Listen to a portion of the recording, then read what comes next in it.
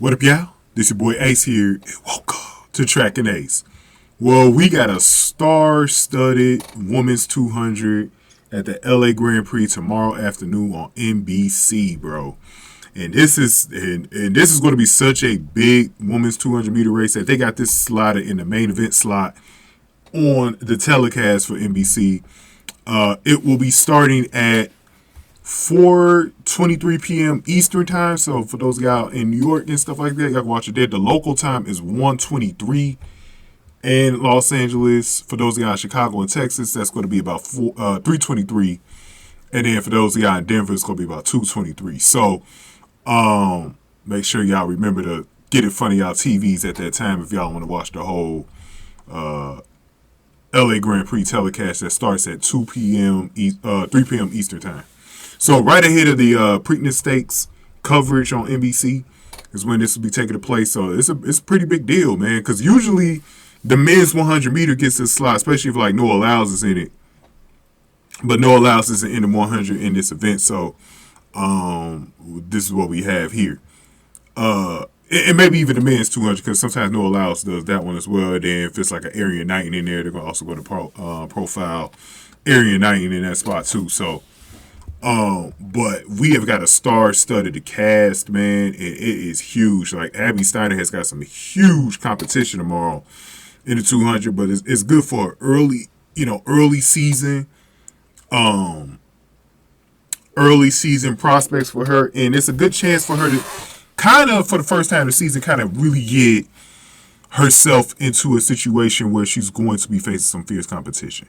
Before we reveal the starting list, I do want to preface that for those of y'all that's tuning into my coverage of the race tomorrow, I do have a Patreon, and if somehow, somewhere you're not able to see this race live or record it on your DVR or whatever, or go back and watch it on YouTube, whatever, I will have the full race, the interview and everything after the race. I will have all of that for y'all on my Patreon. So, and it'll be free.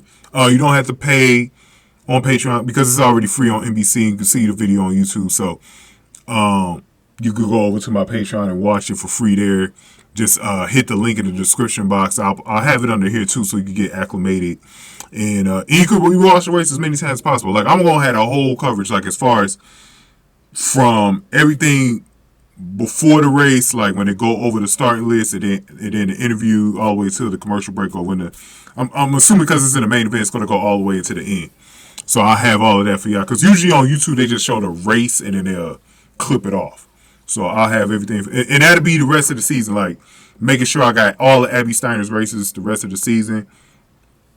And I'll talk a little bit more about it towards the end of the video about my plans on the channel for the rest of the season. On that Patreon. So let's get back to the race here. Let's pull up the starting list. So this is the starting list that we have here. You guys can see the names. Let me just name them off real quick. We have Miriam Tozi from Iran. Odi Jong from Bahrain. We've got Brittany Brown from the United States. Jenna Prandini from the United States. Gabrielle Thomas from the United States. Sydney McLaughlin with Roni, also from the United States. And then Abby Steiner and Kendall Ellis all from the United States. But this is the one that I'm really interested in. It's Rashida Adaliki from Ireland. She was a demon in college. I can't wait to see how she does in this race, because I think she's a huge wild card. in this race. But you guys can see the star-studded competition. So let's go over a little bit of history here, dating back to last year. Jenna Prandini beat Gabby Thomas in the last race that Gabby Thomas would lose, I think, until she faced Shericka Jackson at Worlds. Jenna Prandini beat Gabby Thomas in a huge upset win at the LA Grand Prix last year. Now, what I think happened in that one to Gabby is that Gabby it was two things with that one. Either Gabby held on the gas in that one, didn't really, go all out, because she did the following. I think when she beat Abby Steiner in the Diamond League, I think it was the week after or the week after that one, or after the Grand Prix, and she smoked Abby and everybody else in that race. Either that or she was getting over the rust, because remember last year around this time she was coming off that injury. But she did race in the indoor season as well, that season as well. So she probably wasn't too rusty, but I'm thinking she didn't have the gas on. But Jenny Prandini smoked her last year, and it was a big shocking victory for everybody. So that just tells you how dangerous Jenny Prandini could be at any time to these runners. Now, yeah, Brittany Brown, who's a big prospect to actually make this Olympic team in the 200. Brittany Brown's one of the biggest threats to Abby Steiner. If there is, like, let's say Sha'Carri Richardson makes one of the spots, that third spot could be between Abby Steiner and Brittany Brown. That's going to be huge there. We got Sydney McLaughlin, who, this is not her event. She's a 400 runner, but in her career, she has run a personal best of 22.39. Now, I don't think she's going to be a factor in this way. She's running it to actually just get ready for the 400. But I do like the fact that she's running it because the 400 is going to be ferocious. And I'm talking about the 400 flat, not the 400 hurt. I don't even know. She could double the 400 meter, but we're not going to find out until trials if she's going to try to double. I think she will because it's a chance for her to get double gold. And she knows she could get it. But I do Femke Bowles is at another level right now. It's going to be really tough for her to beat Femke Bowles this year in both events if she does run both events. So we'll see how that goes. But Sydney McLaughlin provides the star power, in this race. So she's a big name. But I don't expect that she'll be someone that's going to be a huge threat to the top three. I'll talk more about the top three in a second. But let me go over Rashida Adeleke. Adeleke is someone that I've been watching the last couple of years. And this girl she's going to be a good one. She's going to be a good one. Now, I know her season best is a 22.61, but remember, she's going to get faster than that. Her personal best is a 22.34. I think she could definitely, she's one of those girls that could definitely break a 22 flat at some point in her career because she's fucking fast, bro. Now, she's more of a 400 runner as well, like Sydney McLaughlin, so that is also probably why Sydney's in here to see how she matches up against her because, trust me, Adeleke will be someone, along with, Marilady Paulino, who's going to challenge Sydney and Femke the most. So it's going to be and Leaky Clever. It's going to be very ferocious. I shouldn't even forget. I don't know why I forgot. Britton Wilson as well. Maybe even Talita Diggs slides in there. So we got some girls in that 400 that are going to be just demons, man. It's going to be. I can't wait for the 400 this year, man. I don't know if Mo is going to be in the 400 this year. We will see. But she's going to be someone that we're going to have to keep a close eye on as well. We know she's going to do the 800 because I think that's where she knows for sure she could get a medal at. But we'll see. We'll see because it's going to be tough for her there, man. It's going to be tough for her there. Because it's one of those things right now where even if you're a favorite at the 2021 Olympics, that don't mean the same thing going to happen this year. So it's going to be, it's going to be interesting, how this whole thing goes. Because Keely Hodgkinson is ready. Keely Hodgkinson is ready for a thing mode. They had a really close battle this year in the, last year in the 800 at Worlds. Keely Hodgkinson got I think she got a new personal best against the thing mode. So that race is definitely going to be one of the races that we're looking for in the Olympics. But going back to this race here, let's focus in on Abby Steiner the rest of the video. So Abby Steiner comes into this race. In my opinion, I think in this race, because of how deep it is with the star power, and with all of half the field could make the Olympics. That's the thing about this as well. Very competitive amongst the Americans right here. Adeleke is the only really international player that I think is going to give these girls a run. I don't think Tusi or Odijong is going to be a factor in this. But Odijong has a 22.43 in her career, so she could sneak up and get the 6 or 7 spot. So it's not impossible for her to get 6. But when you're looking at this field, I think getting the top 3 is what it's going to take. Like I said, I got Gabby Thomas winning the thing. I think she's going to smoke everybody. This race to me is more about Gabby Thomas because Gabby Thomas is supposed to be the class of the 200 until she faces Shericka Jackson. For her to have a chance against Shericka Jackson, she needs to smoke everybody in the 200. Even Abby. She has to smoke everybody, bro. So I am expecting Gabby to come out on top, and then it's just figuring out second and third place from there. Now, for Abby, I think getting in the top 3 against a field like this is good for her. Coming off the injury, that's going to give her a lot of confidence if she gets second or third place. Because now, because she can envision this in her head, like, okay, if this was trials, I know I need to make the top 3. Let me do that again, and let me try to get second or third. You know what I'm saying? Because we know Gabby going to come out on top. So let me try to go get second or third. That's what she needs to do here, is at least coming in the top 3. If she doesn't, because I'm not giving Abby no excuses if she doesn't come in this top 3. You know what I mean? I'll rarely smoke Abby. I've criticized Abby throughout her career since I've been on YouTube, you know, the last couple of years. But I am going to smoke Abby if she don't make the top 3 at least. I'm not expecting some fast time here, like, because I don't even know how fast this race is going to go. Because last year at the Grand Prix, I forget what Jenna got last year. I think she got a 22.34, maybe 22 point. It was something like that. Now, when Gabby got her fast time at the Diamond League, it was like a 22.05, I think, 22.04. So, one thing that's good about Los Angeles that's different than Bermuda for Abby is that we won't see that wind as a huge factor. It's going to be, from what I read from the weather tomorrow is supposed to be beautiful in LA. It's basically like the rest of the country. I got a friend in Denver who I talked to earlier. She said it's like 80 something there. She said it's like 80 something there today. So LA is supposed to be like 60s, I think. Right now, I think it's been like the 60s, upper 60s. So it's not going to be incredibly hot or anything. It's not going to be hot. It's going to be warm, but it ain't going to be too hot, though. It's going to be probably a little bit cool, too. But there's not going to be any wind to really affect them out there in LA, which is the good thing. So I think we're going to get solid times. Now, Gabby could run a 22.5. It wouldn't necessarily surprise me. I'm not expecting it, but it wouldn't surprise me if somebody did run under a 22 flat, and that being Gabby. Because I think Gabby knows how incredibly gifted this field is. And they're all going to push each other. And that's going to be the great thing for Abby. Abby's going to get pushed in this fucking race. We saw that she didn't really get pushed in the last one, even though I think a lot of that was like just getting her legs under her, a little bit fatigued in the last 100. Now that she's gone through that, she should be in a little better shape in this race to handle the rest of the 100 after her.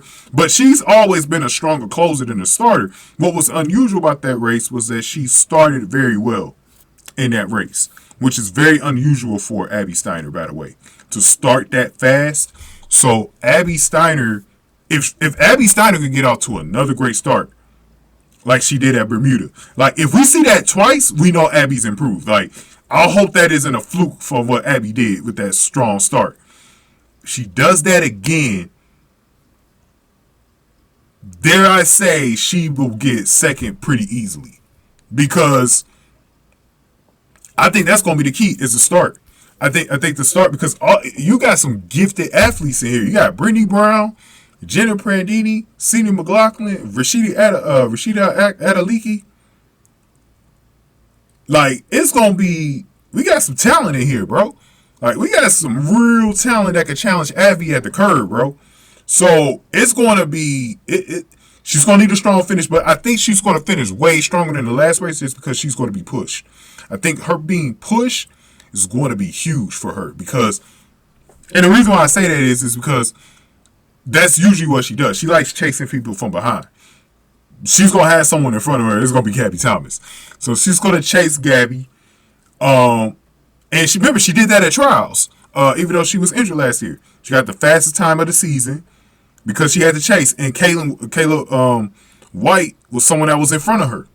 Kerry Richardson was also in front of her. So when she's having to chase people, that's always a recipe for success, for Abby. The races where she's like straight out in front, it's like she takes the gas off. You know what I mean? So she will not be in front in this one. So this is going to allow her to have her fastest time easily of the season. She's definitely going to get her fastest time. It's just, I don't know where it's going to be at. Because I don't know how fast this race field is going to be. It's still, at the end of the day, I know it's a very important race. But it's still an early season tune-up. You know what I mean? They got a couple more tune-ups before trials. For Abby, I believe the Prefontaine Classic is the weekend after. I don't know if she's going to be in that. I do want to see Abby in Europe at least once before trials so she could get back used to that track surface, because the European track surface is a little bit different. And even the West Coast track surface is a little bit different. Y'all see it at Eugene, Oregon. It's especially when it's hot outside, it's a very hot concrete, and the runners just blaze on it. It's probably going to be hot again in Oregon around trials time. So late June. So we don't got a lot of time. I think the New York Grand Prix is in June as well. So I'm expecting that Abby will do about 2 to 3 more tune-ups before trials at the end of June. At least 2 more. At least minimum 2 more. I think she's going to do 3, though. I think she's going to take a couple of weekends off, like 2 weekends off. And then she's going to race like the other 3. She could do a every other week pattern, or she could do 2 in a row. Like I said, if she does the Prefontaine, that's going to be 2 weeks in a row right there. Then she probably definitely takes the week after that off. And then does the Diamond League. And then, let me see. Hold on, y'all. Let me see what the New York Grand Prix is. So I know the picture for the New York Grand Prix. Because, I mean, she could skip the New York Grand Prix, too. I mean, it's not impossible. So let's see what date that. Oh, June 9th. So, yeah, June 9th. So she's going to take off. She's going to definitely take off the weekend before. If she doesn't do Prefontaine Classic, she'll probably run the Diamond League the weekend before, or find a different race in the States. Then she's going to do, because I don't suspect that she'll take the next 2 weeks off and then just do the Grand Prix and then take another 2 weeks off and then do the trial. No, I don't think it's going to go like that. I think she's going to do at least 2. I could be wrong, but I think she's going to do at least 2 more races before trials. And depending on how tomorrow's race goes, she might need to do it anyways. Because based on what I saw in Bermuda, she needs about 2 or 3 more runs. You know what I mean? But the good thing about trials is that you go through 3 stages. You go through the prelims, the semifinals, and the final. So you kind of get your legs under you in about a 2-day period. So that's the good thing about that with trials, is that you can get warmed up in those prelims, get your legs even more warmed up in the semifinals, then you be ready to go in final. The thing about these pre-races is it's one race, you know, and that's it. So that's why I'm glad Abby took this one, because she has a race in 2 weeks. So we'll see where her conditioning is at for this one. Let's see if she's in a little better shape. I want to see if her legs are a little bit faster under her and the speed is there as well. Because that's all going to be key. The speed is back this year for Abby. It's clearly back. That's going to help her as well. So I think it's going to be pretty good, bro. I think it's going to be pretty good. Now, I don't got information on some of these runners if this is their first or second time in the 200 this year. Like Brittany Brown. I think Brittany Brown ran a 200 already, right? Did she? I don't remember seeing Jenna Prandini in the 200, but she might have already ran one as well. Yanique already ran one because she got her season best on here. 22.61. Gabby Thomas has already ran a 22.08. That's what I'm saying. Gabby probably will be, if anyone's going to run under a 22 flat, it's probably going to be Gabby. Gabby already right now looks ready for the Olympics. So yeah, man, I got it going like this, man. If I had to make a prediction right now, I think Abby will finish somewhere in the 22.30s. That's my early guess right now. I think it'll be about 22.30 something. Anything faster than that, I will be a little surprised, and it'll be really good for Abby. It'd be good for Abby if she got to about 22.10. But I think realistically, I think she's going to be somewhere between 22.30 and 22.40. Even though she's going to have the pace pushed on, I don't think she's going to go that hard, though. That's what I'm thinking. But I got the list like that. I think Gabby Thomas gets first. I think Abby gets second or third. And then it's probably it's between Brittany Brown and Yanique to also challenge Abby in the top 3. I think it's going to be those two. I think Jenna Prandini is going to show a lot of rust tomorrow because I got a feeling this is her first race in the 200. But she has ran well on this track surface, so you can't sleep on her. But she had more races under her last year, under her belt last year. I haven't seen Jenna Prandini at all this season. I know she's ran at least a race though, but I think it was like in a 100 or 400 though.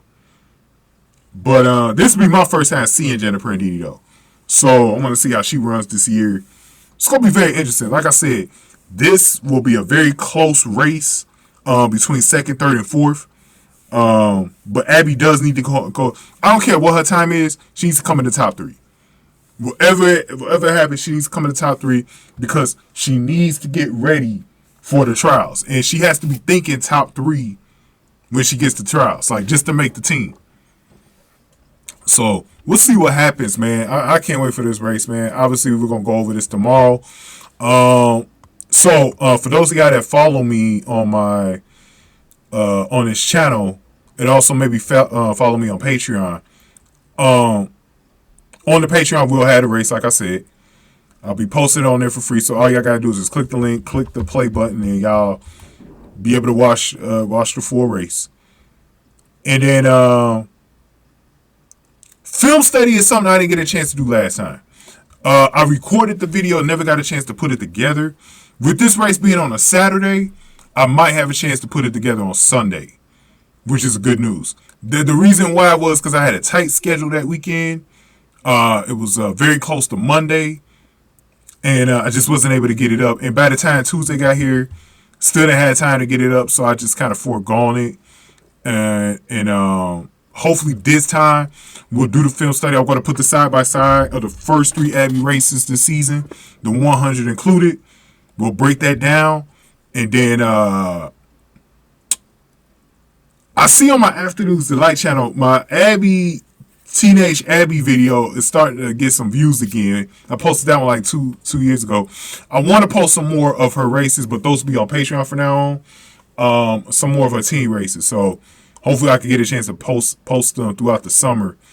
And then the last thing is that I'm going to do a tribute video. Assuming Abby makes the Olympic team, I will be doing a new tribute video, and it will be on YouTube. It will be, even though it's going to have video in it, I will be putting it on YouTube, on my channel. If they give it a strike, it is what it is. It's only one video anyways. But I will be doing a tribute video for Abby ahead of the Olympics sometime in July. So that is the plans on my channel. We'll definitely be covering all of Abby's races. If I get a chance to do any international races between now and then, I will do them.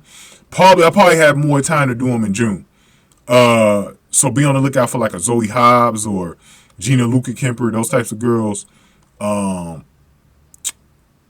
Yeah, Femke Bowl, you know what I'm saying? So we'll do those girls then. But go on ahead and give me your thoughts on this, man. Give me y'all thoughts on this race. We'll see it tomorrow. I will see y'all tomorrow, man. And we'll break this down. Shout out to Star Run as well, man. Go on ahead and give this video a like, share, subscribe. Give me your comments below. Thank y'all for watching. Track and Ace.